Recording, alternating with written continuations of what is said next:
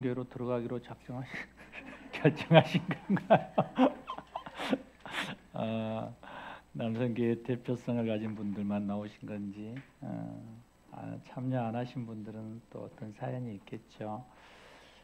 우리가 조금씩 한 걸음씩 가는 것 같아요. 우리가 첫발에 완벽함을 많은 사람들은 원하고 요구하는데, 저는 좀 그런 거하고는 좀 다른 노선인 것 같아요. 우리가 한 걸음 한 걸음 거북이처럼 가다 보면 어느 순간 우리가 정상에 가 있고, 또 셜던처럼 또 우리 안에 큰바의 얼굴처럼 계속적으로 바라다 보면 어느덧 내가 그 인물이 되어 있는 것처럼 우리가 조금씩 주님 닮기 위하여 한 걸음 한 걸음 전진해 가는 것이 중요한 것 같아요. 멈춰 있기보단 어떻게 해서든 조금씩 나아가는 거죠. 오늘 남성교회가 그 일들을 하는 것 같아요.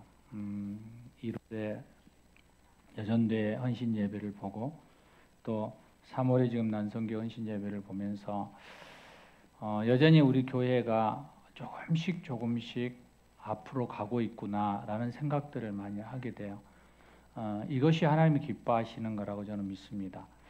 남성들이 교회 안에 든든히 자리를 지키고 서 있음이 얼마나 귀한지 우리 너무 잘 알지 않나요? 그래서 이런 바람들이 주님께서 아시고 남성들을 한 사람 한 사람 교회로 모이게 하시고, 교회 여러 일들을 돌아보며 헌신하게 하시고, 또 믿음의 길을 조금씩 갈 수 있게끔 해주시는, 이것이 은혜라고 저는 생각합니다. 미국 USC 대학의 철학 교수로 있는 이 달라스 윌라드라는 사람이 철학 교수죠. 철학자가 쓴 하나님의 모략이라는 책을 보면, 하나님의 모략은 인류 안에서 오랫동안 일해온 하나님 나라의 숨은 역사라고 말하고 있습니다. 이 모략이라는 단어를 국어사전에 보면 이렇게 나오더라고요. 사실을 왜곡하거나 속임수를 써서 남을 해롭게 하는 것이라는 이 부정적인 의미로 풀이되는 것들도 있지만, 이 책에서는 하나님의 책략, 계획이라는 의미로 쓰여지고 있습니다. 그래서 이 달라스 윌라드는 하나님의 모략은 잘 드러나 보이지 않지만 실제로 그렇잖아요. 그런데 분명히 존재하고 역사하며 이 세상을 다스리시는 하나님의 지혜라는 이러한 의미로 이 책을 쭉 전개해 가거든요.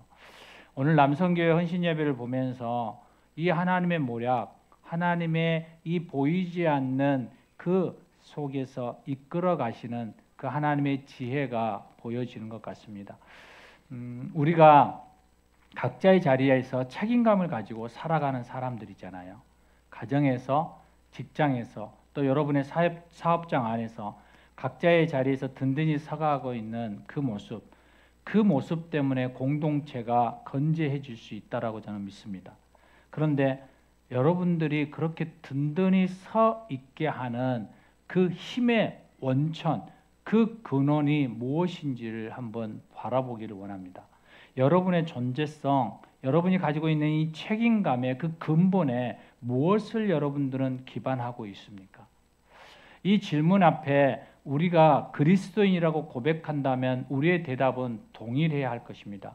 누군가가 무엇을 어떻게 물어보든 우리의 답은 하나입니다. CCC 총재인 김준권 목사님이 백문일답이라고 얘기하며 이 대학생들에게, 학생들에게, 젊은이들에게 예수 그리스도라는 답을 계속적으로 외치게 하는 것, 이게 엄청난 에너지거든요.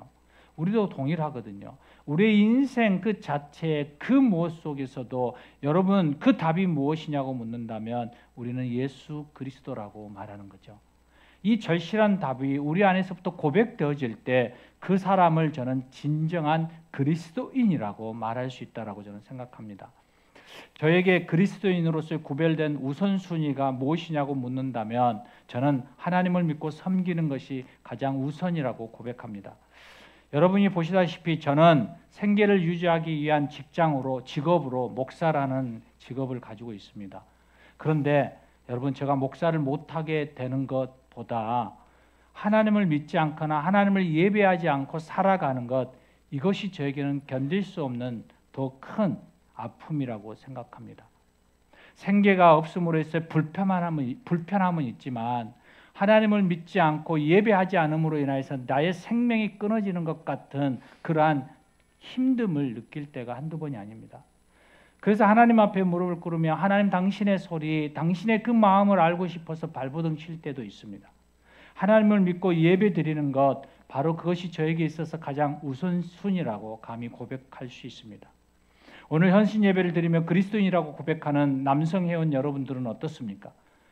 여러분에게 예배의 자리에 앉아있는 동일하게 여러분들도 어떤 생각을 가지고 있는지 한번 돌아보시기 바랍니다. 여러분에게 하나님은 도대체 어떤 분이십니까? 하나님의 그 숨은 역사, 그 묘락 가운데 얼마나 우리는 그것을 경험하고 살아가고 있습니까?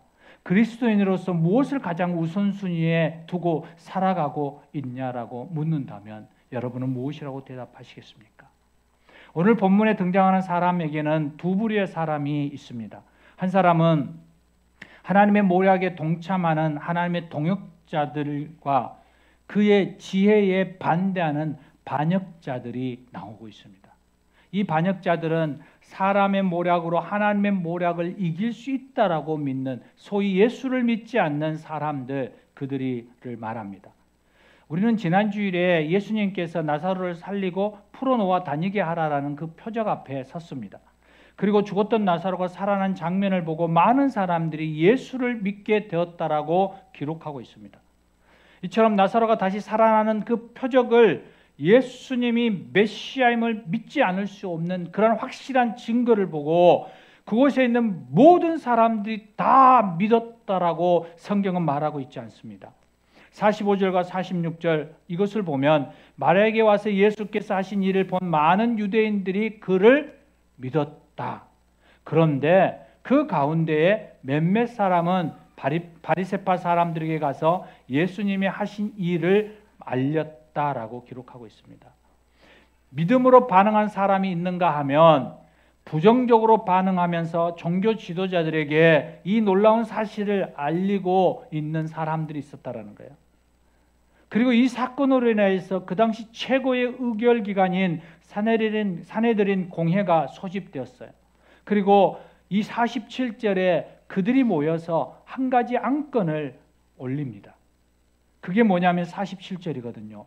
이에 대제사장들과 바리사인들이 공회를 모으고 이르되 이 사람이 많은 표적을 행하니 우리가 어떻게 하겠느냐. 공회에 모인 사람들도 예수님에 대해서 다 듣고 있었다라는 거죠. 그들은 예수님이 행하는 많은 표적도 보았다라고 얘기하는 거죠. 더욱이 사람들을 통하여서 나사로가 살아났다라는 그 놀라운 기적도 듣게 되죠.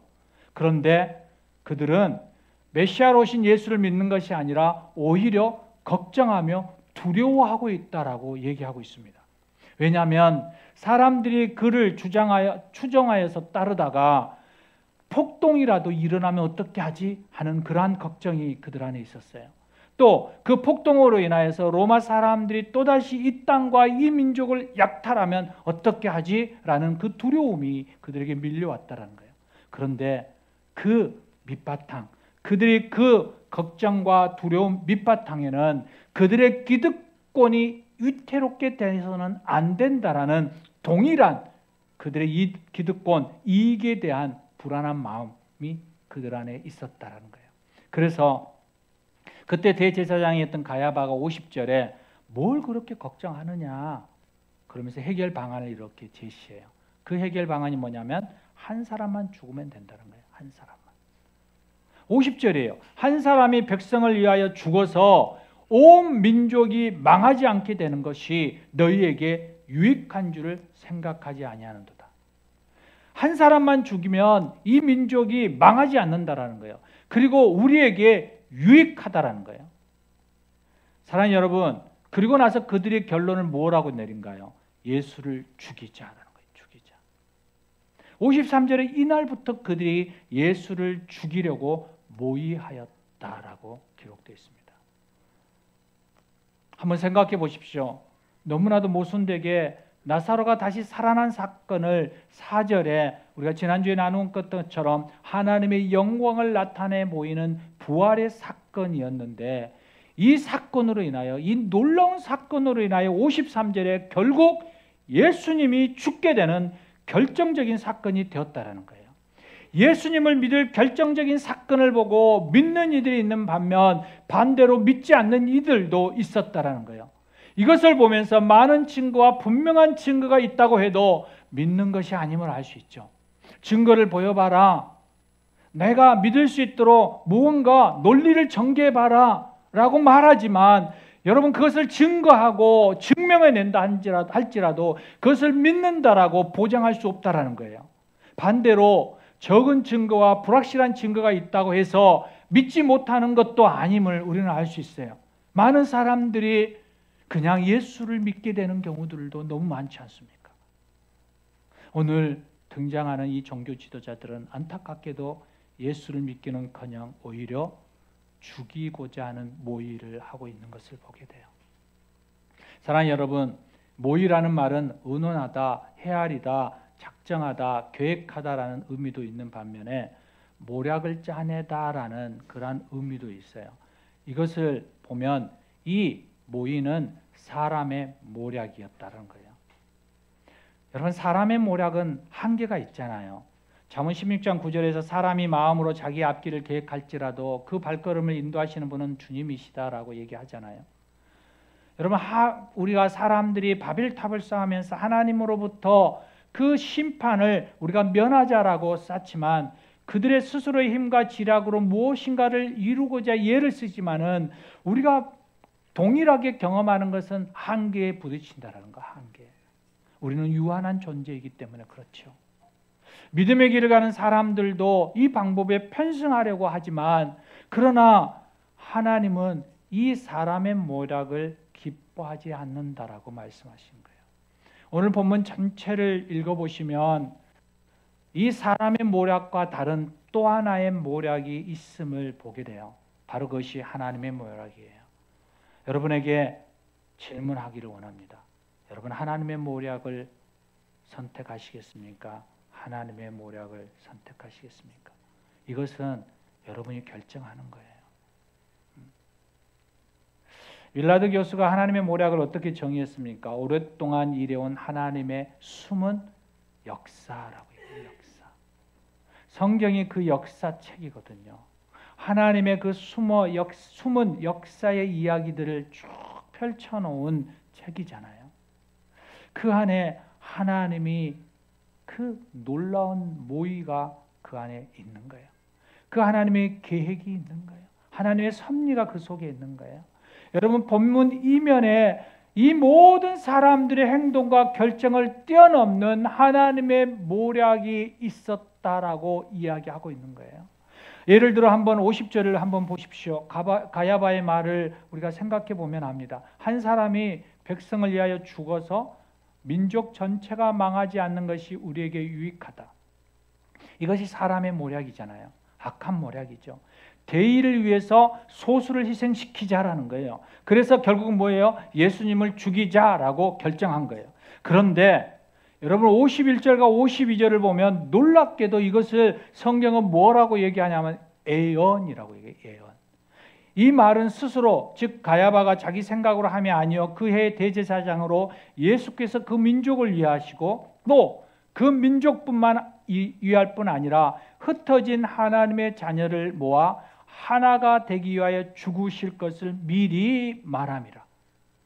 바로 이 제사장을 통하여서 이 가야바의 악한 모략까지도 하나님께서 어떻게 하신다는 거예요. 그분의 뜻과 계획을 이루어가고자 하는 하나의 과정으로 선하게 사용하시겠다는 거예요.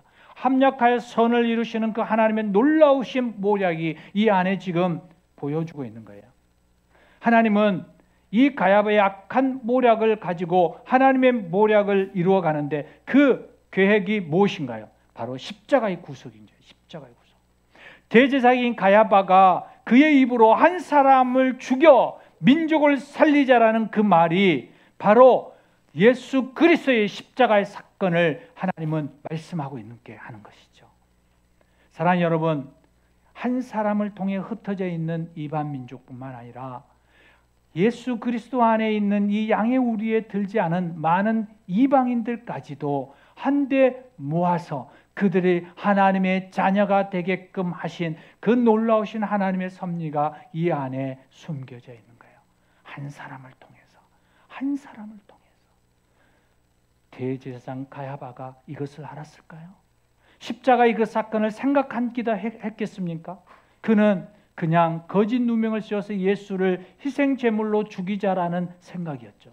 그런데 하나님은 그것의 희생제물이 하나님과 사람과의 연결고리가 되어지는 구속의 그 통로인 십자가, 그 다리가 되게 하셨다는 거예요. 사랑하는 여러분, 오늘 우리에게도 이 말씀은 도전을 주십니다. 우리가 말하고 생각하고 계획하고 결정하는 것, 이것이 하나님의 모략에 동참하시는 것인가라는 그 질문 앞에 우리가 서야 한다는 거예요.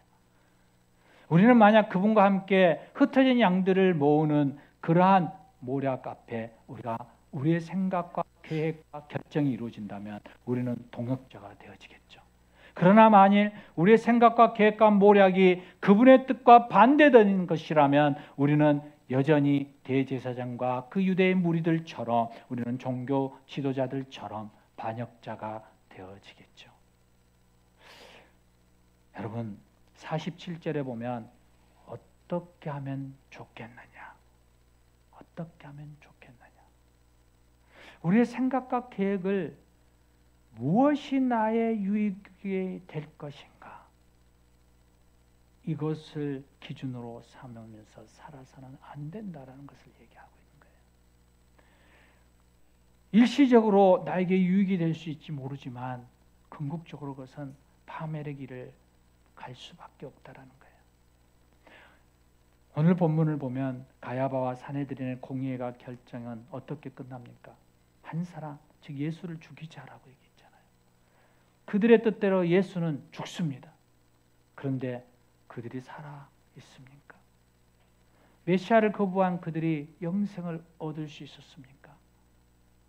결국 그들은 이스라엘을 구하자, 예루살렘의 성을 구하자, 이 성전을 구하자라고 얘기했는데 AD 70년 그들이 구하고자 그렇게 애썼던 로마에 의해서 그들의 성전이 파괴되어진 거예요. 민족은 뿔뿔이 흩어져 버렸어요. 그들은 하나 되자고 하나 되자고, 그래서 예수를 죽이자고 했는데 그들의 마음처럼 되어지는 게 아니라 인간의 그 모략의 한계가 바로 성전은 파괴되었고 그 민족은 흩어져 버렸어요. 예수를 거부한 자들은 결국 망하게 되었다는 거예요. 사랑하는 여러분, 하나님의 계획이 무엇인지 알고 믿는 자의 삶의 선택과 계획은 그래서 다를 수밖에 없어요. 세상의 가치와 다를 수밖에 없는 거예요. 현재가 힘들고 어려워 보여도 눈에 보이는 대로 우리가 판단하지 않아야 하는 것이 여기에 있는 거예요. 완전한 하나님의 나라가 있음을 바라보고 주님의 뜻을 찾고 그 뜻에 우리가 온전히 순복하며 나아가고자 힘쓸 때 우리는 비로소 뭐라고 얘기하냐면 그리스도인이라고 말하는 거예요. 사도행전 11장 26절에 예수를 증언하고 하나님의 뜻을 따라 구원의 삶을 살아가는 그들을 향해서 이방인들이 뭐라고 얘기하냐면 그리스도인이라고 일컫거든요. 다시 말하면 예수만을 위해서 살아가는 사람들이라고 말해주고 있어요. 예수가 그랬고요. 초대교회 성도들이 그러했듯이 지금 우리도 나 하나가 죽음으로 모두에게 유익하다라는 이 진리가 우리 안에서 고백되어지기를 원합니다. 주님께서 누구든지 나를 따르거든 자기를 부인하고 자기 십자가를 지고 나를 따를 것이라고 말씀하시는 이 말씀 앞에 나는 죽고 예수로 살면 여러분의 가정이 살고 교회가 살고 나라가 살아나리라고 말씀하시는 것과 똑같은 거예요.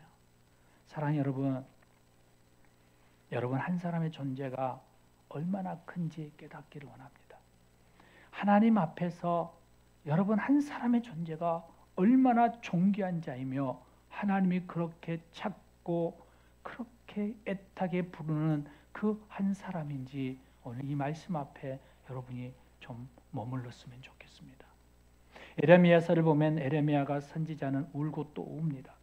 조국 유다가 멸망할 것이라는 것을 알기 때문에 울음이 있었지만 그는 하나님의 심판을 막을 한 사람을 찾지 못하였기 때문에 한없이 울었습니다. 에레미야 5장 1절입니다. 너희는 예루살렘 거리로 빨리 다니며 그 넓은 거리에서 찾아보고 알라. 너희가 만일 정의를 행하며 진리를 구하는 자를 한 사람이라도 찾으면 내가 이 성읍을 용서하리라. 동일합니다. 에스겔 선지자가 고통도 마찬가지였습니다. 22장 30절로 31절을 보면 그는 하나님으로부터 이 땅을 위하여 성을 쌓으며 이 성 무너진 데를 막아서서 나로 하여금 멸망하지 못하게 할 사람을 내가 그 가운데에서 찾다가 찾지 못하였다. 지금 하나님의 이 간절한 그 애통함을 이 에스겔이 듣고 있는 거예요. 내가 멸하고 싶지 않는데 내 마음에 합한 이들을 찾지 못하고 있다라는 거예요. 여러분, 더 구체적으로 아브라함이 하나님의 사람을 만났을 때 소돔과 고모라를 멸하고자 했던 그 하나님의 계획 앞에 섰을 때 아브라함이 10사람의 은이 있다면 소돔과 고모라를 멸하지 아니하시겠습니까?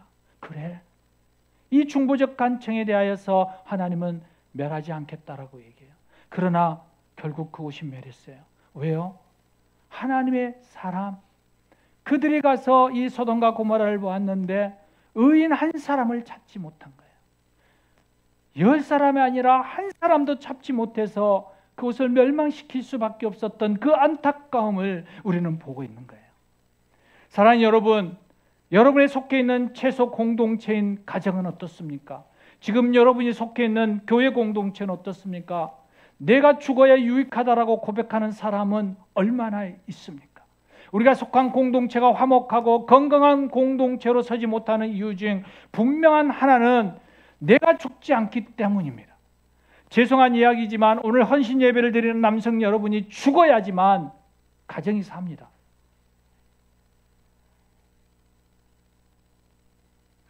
예전에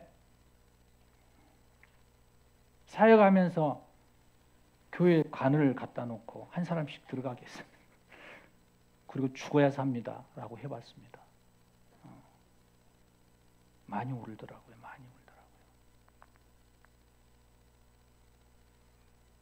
저도 죽지 않고 혈기를 부리고 나를 더 드러내려고 할 때 가정의 불화와 가족이 불안해하는 것을 봅니다. 내가 죽으면 너무나도 행복해하는 가족 구성원들을 보게 돼요. 나의 기대와 욕심을 예수님의 가치로 좀 내려놓으면 하나됨이라는 행복, 그 유익함을 우리는 보게 될 것이기 때문입니다. 이와 동일하게 우리 공동체 안에도 예수님이 계시다라는 그 느낌이 들지 않는다라는 것은 여러분, 우리가 주 안에서 죽지 않아서 그런 거예요. 자신을 좀 더 솔직하게 보면 사람들은 자신이 죽는 것만 빼놓고 모든 노력을 다하는 것 같아요. 그래서 예수님이 내 안에 있는 것을 알지만, 그래 내 안에 예수님이 계셔, 그런데 아무도 모르는 거예요. 아내도 모르고 남편도 모르고 아이들도 모르고 자기 자신도 그냥 모르고 그냥 살아가는 거예요. 사랑하는 남성교회 회원과 또 본성의 가족 여러분, 오늘 바울 사도의 외침이 여러분의 삶 그 속에 뚜렷하게 좀 자각되었으면 좋겠습니다. 갈라디아서 2장 2절이죠. 내가 그리스도와 함께 십자가에 못 박혔나니 그런즉 이제는 내가 사는 것이 아니요 오직 내 안에 그리스도께서 사시는 것이라. 이제 내가 육체 가운데 사는 것은 나를 사랑하사 나를 위하여 자기 자신을 버리신 하나님의 아들을 믿는 그 믿음 안에 사는 것이라. 내가 죽고 내 안에 예수 그리스도가 사는 삶을 살아가기를 소망합니다. 사랑하는 남성교회 성도 여러분, 내가 죽으면 예수님이 역사하시는 거죠. 저희 화장대 거울 앞에 이렇게 쪽지가 하나 써 있습니다. 기도하지 않는 민족보다 기도하는 한 사람이 위대하더라고. 내가 살아서 무엇인가를 하려고 하는 그 사람의 100사람보다 내가 하나 죽고 예수가 역사하기를 기도하는 그 사람이 더 하나님이 기뻐하는 사람이라고 말씀하십니다. 내가 죽고 예수로 사는 삶. 그 삶이 바로 우리가 살아가야 할 하나님의 모략입니다. 사랑하는 여러분, 하나님이 찾으시는 그 한 사람, 그 한 사람이 여러분이 되기를 간절히 부탁드립니다. 그럴 때 가정에서의 남편이요 아버지가 되고 아내와 어머니가 되어줄 수 있습니다. 교회에서는 형제요 직분자이고 자매이며 헌신자가 되어줄 수 있습니다. 국가적으로는 그들이 위정자이고 국민이 되어지고 그들이 곳곳에 경제의 리더가 되어지고 한 민족의 한 사람이 되어지기를 기도해 봅니다. 한 사람이 죽으면 가정이 화목해지고 교회가 행복해지고 국가가 건강해진다라고 저는 믿습니다. 이 일을 위해서 사람의 모략이 아닌 하나님의 모략으로 나는 죽고 예수로 살아가는 저와 여러분 모든 사람들에게 유익을 주는 그러한 삶이 되시기를 주의 이름으로 간절히 부탁드립니다. 함께 좀 기도하시겠습니다. 정말 어려운 도전을 여러분에게 주는 것 같습니다. 우리가 아무리 해봐도 잘 죽지 못합니다. 그래서 되게 힘들어합니다. 내가 죽으려고 발버둥 쳐도 잘 죽지 않습니다. 내 자아는 너무 큰 산성과 같은 그러한 견고함이 있기 때문에 그렇습니다. 그래서 예수님이 필요합니다. 그래서 성령님이 필요합니다. 내가 죽지 못할 때 예수를 살리십시오. 그 예수를 기억하십시오. 그 예수가 내 안에 살아날 수 있도록 하십시오.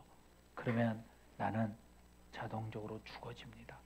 나는 자동적으로 내려지고 권리를 포기할 수밖에 없습니다. 왜? 예수님에게 나의 권위를 이양하기 때문에 그렇습니다. 오늘 이 시간 이렇게 기도하고 싶습니다. 하나님, 내 안에 예수 그리스도가 살아게 해주십시오. 내 안에 예수 그리스도가 주인 되게 해주십시오. 내 안에 예수 그리스도가 나의 왕자에 앉게 해주십시오. 내 인생 가운데 온전한 기준이 되게 해주십시오. 오늘 이 마음 가지고 우리 하나님 앞에 기도하며 나아가겠습니다. 오 주님, 그렇습니다. 오늘 주님 앞에 나아갑니다. 하나님이 찾으시는 그 한 사람, 그 한 사람이 내가 되기를 원합니다. 나는 죽고 주를 님으로 살아나는 사람. 아버지 하나님, 내 안에 예수가 있고 그 예수가 주인이 되어지고 그 예수가 생명이 되어지고 그 예수가 아버지 하나님 나를 이끌어가는 아버지 하나님이여 너가 되어줄 수 있는 그 한 사람, 그 한 사람이 내가 되게 해주셔서 아버지 내가 속해 있는 모든 공동체 안에 유익함이 되게 하시고 그 모든 공동체 안에 살리는 자가 되게 하시고 그 모든 공동체 안에 아버지 하나님이여 선한 일들을 이뤄낼 수 있는 그러한 리더가 되게 하여 주시옵소서. 하나님 감사합니다. 하나님이 찾으시는 그 한 사람, 예수로 살고 예수로 모든 삶의 기준을 삼기를 원하는 그 한 사람, 하나님의 선한 역사, 그 숨은 역사의 주인공이 되기를 원하고 그 일들을 계속적으로 발견하며 증거하기를 원하는 그 한 사람, 바로 우리 본성의 가족들이 되게 하여 주시옵소서. 우리 주 예수 그리스도 이름으로 기도합니다. 아멘. 아멘.